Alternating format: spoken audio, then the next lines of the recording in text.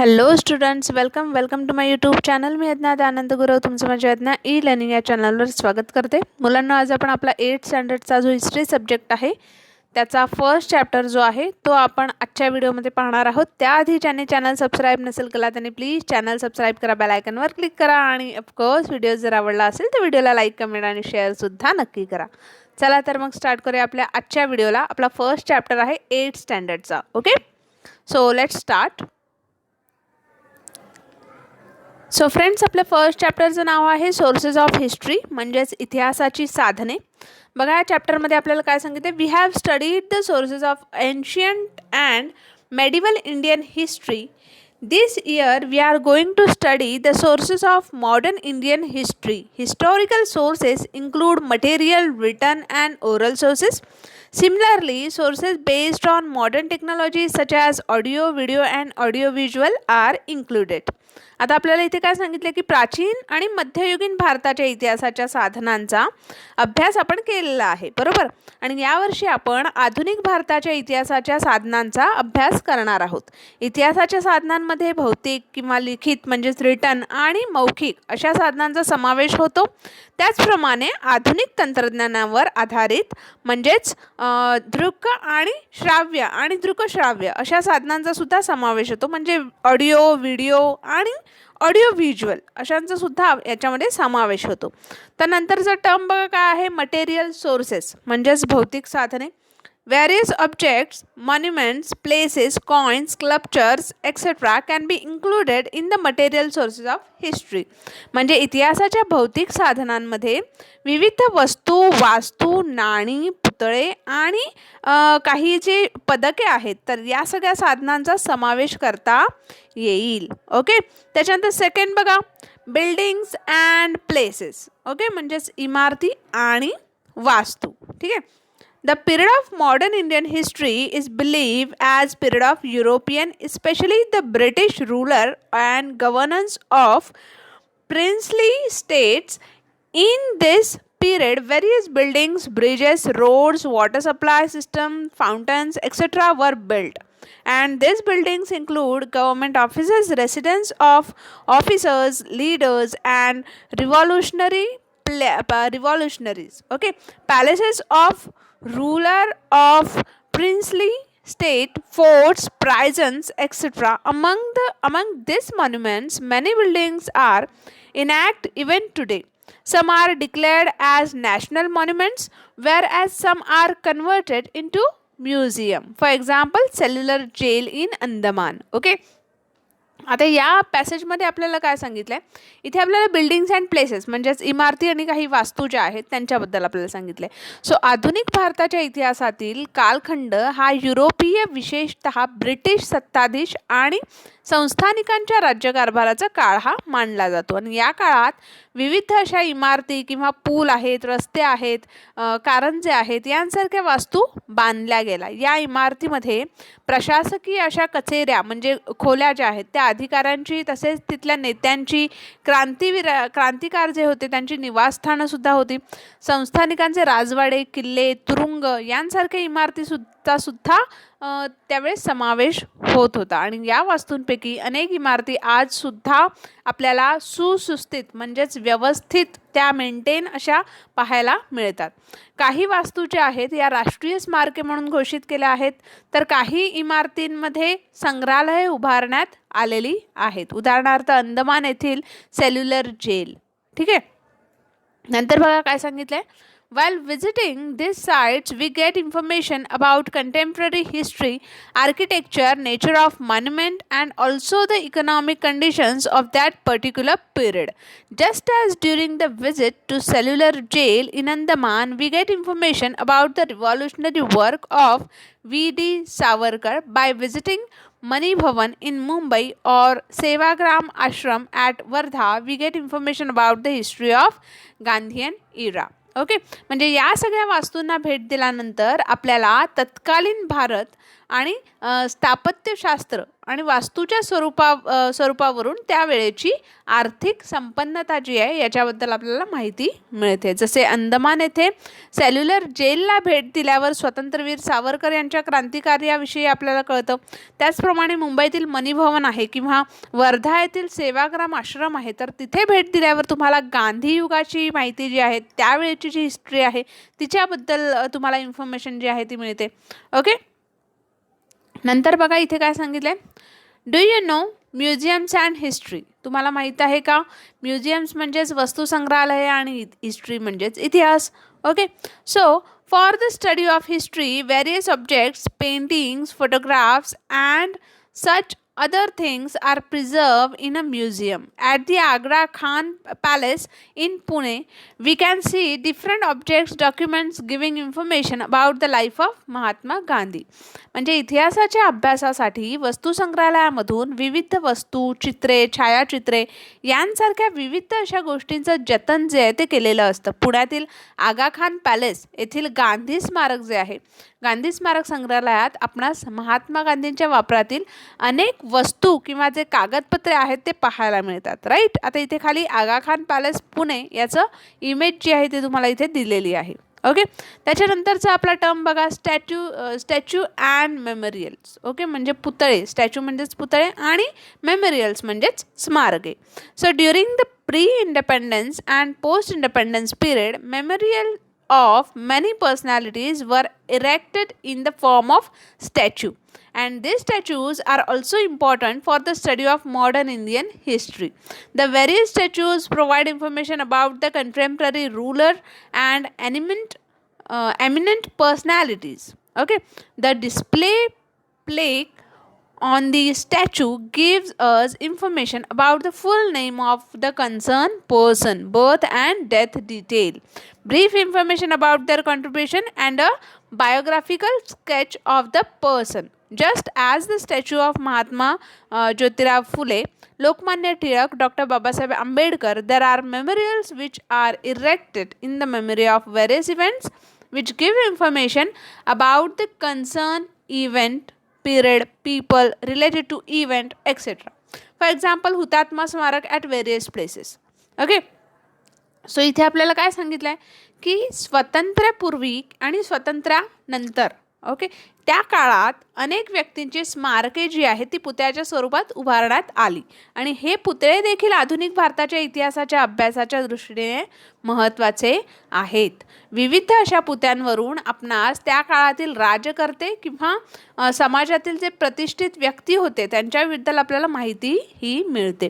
पुतळ्याच्या दर्शनी पाठीवर संबंधित त्या व्यक्तीचं नाव असतं, त्याची आज जन्माची दिनांक असते किंवा मृत्यूची नोंद, जन्म आणि मृत्यूची नोंद असते. ठीक आहे. आणि त्या व्यक्तीची थोडक्यात आपल्याला त्याने काय काम केलं आहे, काय कार्य आहे हे आपल्याला कळतं आणि त्याचे जीवनपट जे आहेत यांच्याविषयी आपल्याला माहिती जी आहे ती मिळते. ओके. आता महात्मा ज्योतिराव फुले, लोकमान्य टिळक, डॉक्टर बाबासाहेब आंबेडकर यांच्या पुतळ्याप्रमाणे विविध घटनांच्या स्मृतिप्रित्यर्थ उभारलेली स्मारके सुद्धा संबंधित घटना, घटनाकाळ, या घटनेशी निगडीत व्यक्ती इत्यादी माहिती देतात. उदाहरणार्थ विविध ठिकाणची हुतात्मे स्मारके. राईट. नंतर बघा आपल्याला काय सांगितलं इथे, डू इट म्हणजे करून बघायचं आहे आपल्याला. Okay. Trace out the statue and memorials in your neighboring areas. Note down the information of an event or personality that you obtain through it. म्हणजे तुमच्या नजीकच्या परिसरात असणारे स्मारके आणि पुतळे यांच्याविषयी माहिती मिळवा. त्यावरून तुम्हाला त्या घटनेची किंवा त्या व्यक्तीची कोणती माहिती मिळते याची नोंद करा. ओके. नंतर आपल्याला सेकंड टर्म नेक्स्ट आहे बघा, लिखित साधने म्हणजेच return sources. Okay, the following aspects are included in the written sources of modern Indian history. आता आधुनिक भारताच्या इतिहासाच्या लिखित साधनांमध्ये खालील ज्या बाबी आहेत त्यांचा सुद्धा समावेश होतो. तर त्या कोणत्या आहेत बघूया आपण. इथे आपल्याला एक चार्ट जो आहे तो दिलेला आहे. Written sources, correspondence, foreign accounts, newspapers, biographies. एका बाजूला काय आहे तर पत्रव्यवहार, परदेशी व्यक्तींच्या नोंदी म्हणजेच फॉरेन अकाउंट्स, वृत्तपत्रे म्हणजेच न्यूजपेपर्स आणि बायोग्राफी म्हणजे चरित्रे. ओके. तिथेच खाली बघा periodical, factory records, autobiographies and books, म्हणजे पिरियडिक जे रेकॉर्ड्स असतात ते, आणि फॅक्टरी रेकॉर्ड्स, आत्मचरित्र म्हणजे ऑटोबायोग्राफीज, आणि बुक्स म्हणजे पुस्तके. ठीक आहे. So newspaper and periodicals. पहिला आहे न्यूजपेपर आणि periodicals. Newspapers provide us information about the contemporary events. Along with it, details analysis of a particular event, views, or eminent people. Editorials are also published. Okay, we get information about the political, social, economic, and cultural happenings of that period. In the pre-independence period, newspapers like Jnanoday, Jnana Prakash, Amrit Bazar Patrika, then Deenabandhu, Kesari acted as important sources of awakening the minds of the people. Though the newspapers, we can study the British policies regarding India and their effects on India. During the British period, newspapers were not only the source of political events but also acted as the source of social reformation. The Nibandhamala by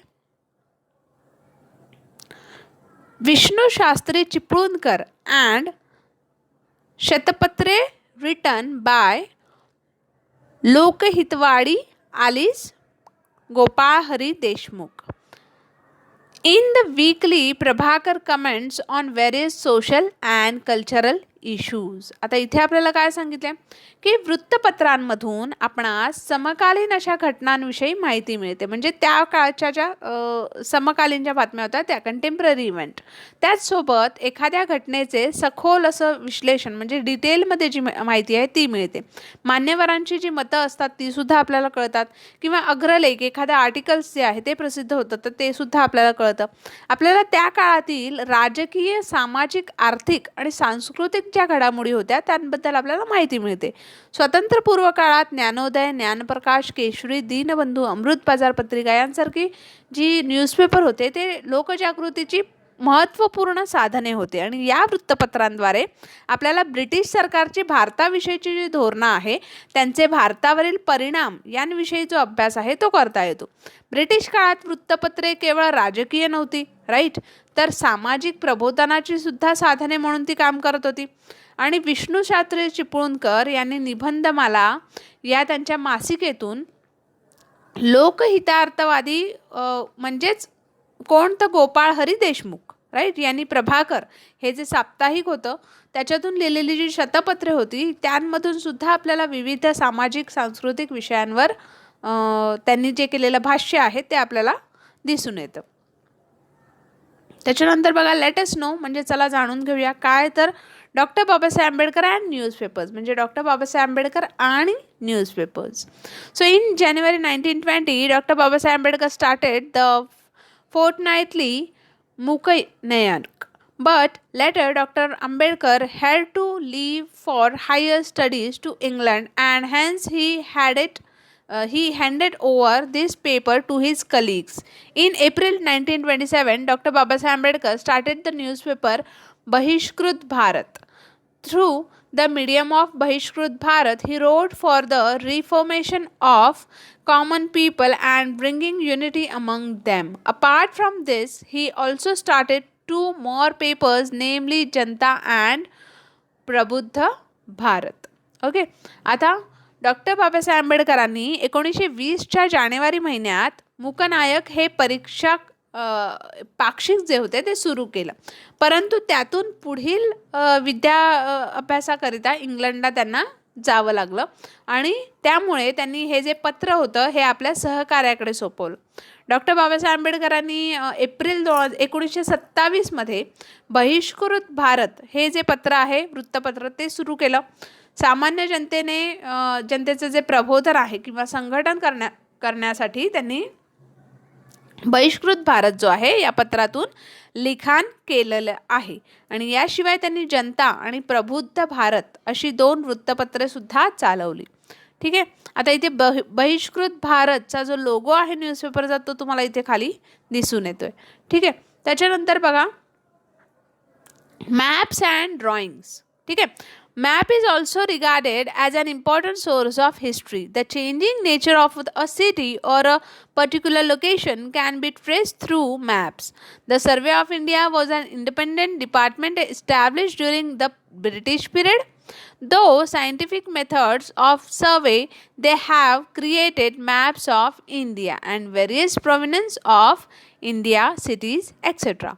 Similarly, the plans designed by the architect prove important from the view of study of architecture of a building as well as phases of development process of a particular area. For example, the Department of Mumbai Port Trust has the original plan of the Bombay port.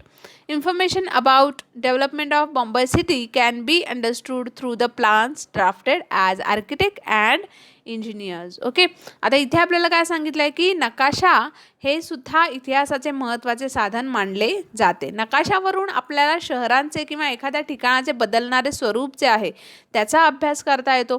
British काळात स्थापन झालेले survey of India या स्वतंत्र विभागाने भारताचे तसेच भारताच्या विविध प्रांतांचे शहरांचे शास्त्रशुद्ध पद्धतीने सर्वेक्षण करून नकाशे जे आहेत ते तयार केलेले आहेत. आणि नकाशाप्रमाणे वास्तुविशारदांनी तयार केलेले आराखडे हे देखील त्यांनी तयार केलेले जे आराखडे आहेत ते सुद्धा इमारत स्थापत्यशास्त्राच्या तसेच एखाद्या भागाच्या विकासाचे टप्पे अभ्यासनाच्या दृष्टीने महत्त्वाचे ठरतात. उदाहरणार्थ मुंबई पोर्ट ट्रस्ट या विभागाकडे मुंबई बंदराचे मूळ आराखडे आहेत. हे बंदर पुढे विकसित करताना वास्तुविशारद आणि अभियंत्यांनी केलेल्या आराखड्यावरून आपणास मुंबईच्या नागरी विकासाची माहिती जी आहे ती मिळू शकते. ठीक आहे. नंतर बघा ओरल सोर्स. आता मौखिक साधने आपण बघूया. ठीक आहे. बघा काय दिलं इथे. The following sources are included in the oral sources of modern Indian history. कोणते? तर इन्स्पायरेशनल सॉन्ग, फोक सॉन्ग, पोवाडा, फोक टेल्स, रिदम्स, त्याच्यानंतर रिदमिक प्रोज, फेअर्स, जलसा, आर्ट ग्रुप्स, इंटरव्ह्यूज, नरेशन्स. ठीक आहे. हे सगळे काय आहेत तर हे सगळे ओरल सोर्सेस आहेत. ओके. आता नेक्स्ट बघा इन्स्पायरेशनल सॉन्ग. त्याच्यामध्येच inspirational song. During the period of freedom movement, various inspirational songs were composed. At present, some of these songs are available in written form, but there are many other unpublished inspirational songs memorized by freedom fighters.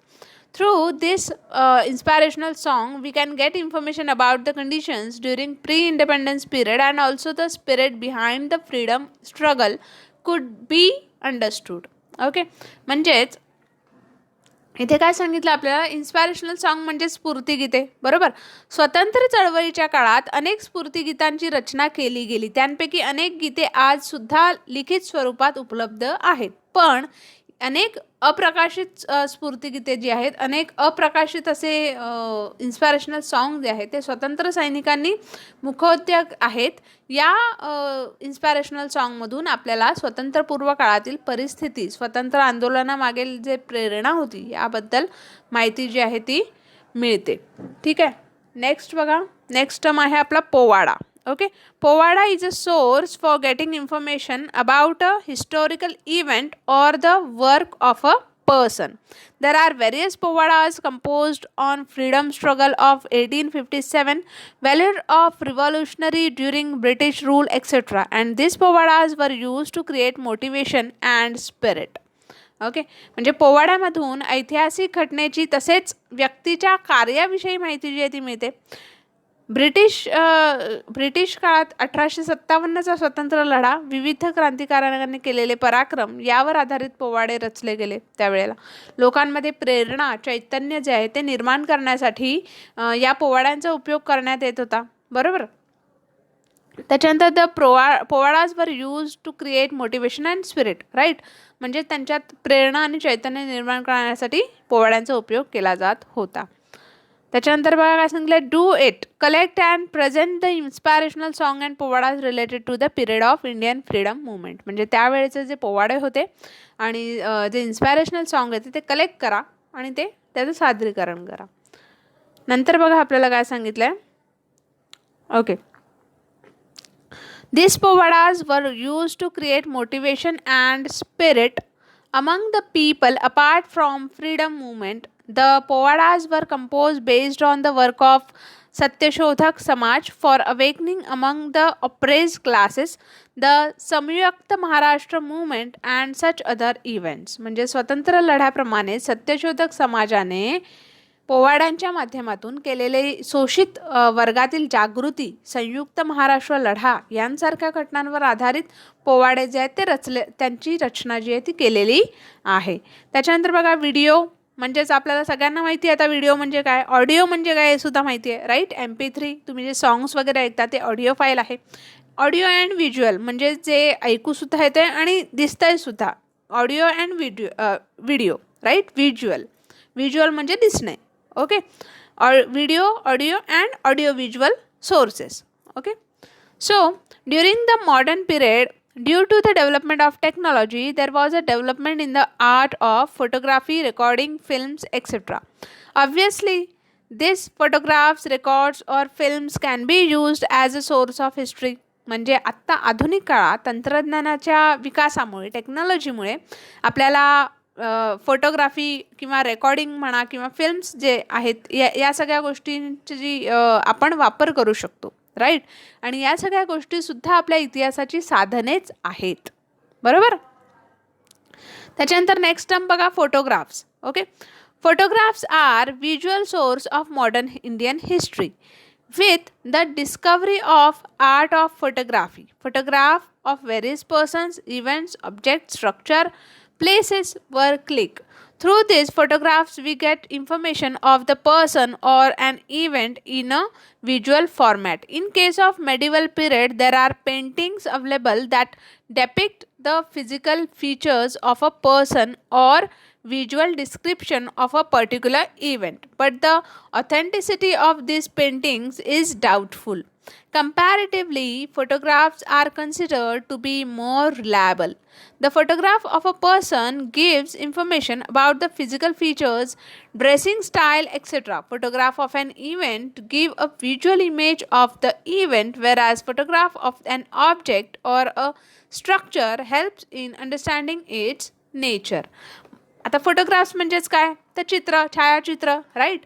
So छायाचित्र जी आहे, photograph जे आहे, हे आधुनिक भारताच्या इतिहासाची visual स्वरूपातली म्हणजे दिसणारी अशी साधने आहेत राईट, जी आपण बघू शकतो.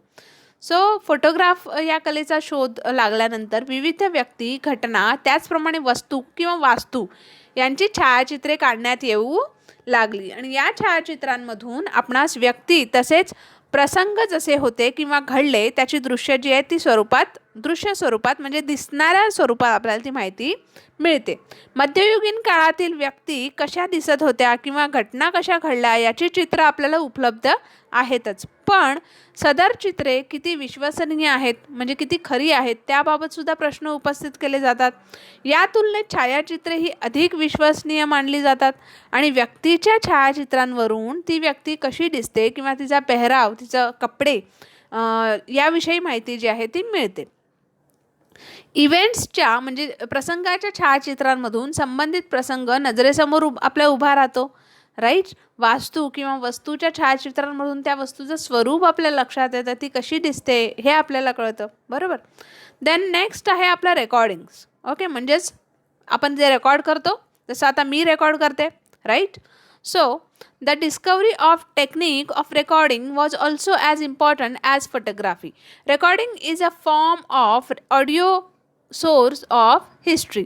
During modern period, the speeches of leaders or important personalities, songs, etc. are available in the form of recordings. They can be used as a source of history. For example, national anthem, that is Jana Gana Mana, sung by Rabindranath Tagore himself, for the speeches of Subhash Chandra Bose can be used as an audio source for the study of history of modern India. Okay, म्हणजेच छायाचित्रण कलेप्रमाणे फोटोग्राफीप्रमाणेच जे recording system आहे, recording तंत्र जे आहे, technology जी आहे तिचासुद्धा शोध महत्त्वाचा आहे. कारण छायाचित्राप्रमाणेच रेकॉर्ड्स जे आहे हे सुद्धा इतिहासाचे महत्त्वाचं साधन आहे. आधुनिक काळात नेत्यांनी किंवा महत्त्वाच्या व्यक्तींनी केलेली भाषणे म्हणा किंवा गाणी म्हणा, या स्वरूपात ती रेकॉर्डिंगच्या स्वरूपात ती उपलब्ध आहेत. त्यांचा वापर इतिहासाची साधने म्हणून सुद्धा केला जातो. उदाहरणार्थ स्वतः रवींद्रनाथ टागोरांनी गायलेलं जे जनगण मन हे राष्ट्रगीत आहे किंवा सुभाषचंद्र बोस यांचे जे भाषण यांचा वापर आधुनिक भारताच्या इतिहासाच्या अभ्यासात सुद्धा केला जातो. राईट. देन नेक्स्ट आहे सोर्स आपला film. Okay. Film are considered as a union discovery of modern technology. In the 20th century, there was a great development in the technique of filmmaking. Dadasaheb Phalke in the year 1913 laid the foundation of Indian film industry. Audio-visual recording of Dandi Yatra, Salt Satyagraha, Quit India movement and such other historical incidents are available. Through these films, the events could be seen in reality. Okay. आता films म्हणजे काय, तर चित्रपट. बरोबर. चित्रपट म्हणजे films हा आधुनिक तंत्रज्ञानाचा एक आगळा वेगळा असा आविष्कार मानला जातो. 20व्या शतकात चित्रपट तंत्रज्ञानात मोठ्या प्रमाणात प्रगती झाली. दादासाहेब फाळके यांनी इसवी सन 1913 मध्ये भारतीय चित्रपटसृष्टीची मुहूर्तमेढ जी आहे ती रोवली होती. त्यांनी सुरू केलं होतं. बरोबर. भारतीय स्वतंत्र लढ्यातील दांडी यात्रा म्हणा किंवा मिठाचा सत्याग्रह किंवा चले जाव आंदोलन जे होतं, यासारख्या बऱ्याचशा अशा ऐतिहासिक घटना त्यांनी ध्वनिचित्रफित उपलब्ध आपल्याला करून दिले, उपलब्ध आहेत ते. आणि या चित्रफितीमुळे म्हणजेच या फिल्म्समुळे घडलेली जी घटना आहे ती आपल्याला जशीच्या तशी पाहायला मिळते. Right. Compared to ancient and medieval period, the sources of study of modern Indian history are found in abundance and variety. The archaeological sources of this period are to a great extent found in a better state.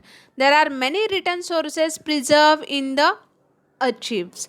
But while referring the written sources, the ideology and opinions of the author regarding the particular event needs to be examined. There is a great need of preserving these historical sources through which the rich tradition of history can be handed over to the next generation. आता काय सांगितले, प्राचीन आणि मध्ययुगीन काळाच्या तुलनेत आधुनिक भारताच्या इतिहासाचा अभ्यास करण्यासाठी वेगवेगळे जे प्रमाणात आहेत किंवा जे प्रमाण आहेत आणि विविध प्रकारची जी साधने आहेत ती उपलब्ध आहेत. बरोबर.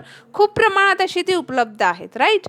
आणि या कालखंडातील भौतिक साधने बऱ्याच प्रमाणात सुस्थितीत आहेत, म्हणजे व्यवस्थित अशा कंडिशनमध्ये ती आहेत. अभिलेखागारात जतन करून ठेवलेली अनेक लिखित साधने सुद्धा उपलब्ध आहेत. लिखित साधनांचा वापर करताना मात्र ते कोणत्या विचारांनी प्रेरित आहेत, एखाद्या घटनेकडे पाहण्याचा साधनकर्त्याचा दृष्टिकोन काय आहे हे आपल्याला तपासून घ्यावे लागते. अशा साधनांचे जतन करणे गरजेचे आहे. ऐतिहासिक साधनांचे जतन केल्यामुळे इतिहासाचा हा समृद्ध वारसा आपल्याला भावी पिढ्यांकडे सोपवता येईल. बरोबर. सो फ्रेंड्स, आपला जो चॅप्टर आहे तो इथेच कंप्लीट झालेला आहे. होप तुम्हाला आजचा जो व्हिडिओ आहे तो नक्कीच आवडला असेल. आणि ऑफकोर्स व्हिडिओ जर आवडला असेल तर चॅनलला नक्की सबस्क्राईब करा, बेल आयकॉनमध्ये सुद्धा क्लिक करा. जर तुम्हाला काही क्वेरीज असतील तर आम्हाला कमेंट करा, मी नक्कीच रिप्लाय देण्याचा प्रयत्न करेन. भेटूया नेक्स्ट व्हिडिओमध्ये. तोपर्यंत take care and have a good day.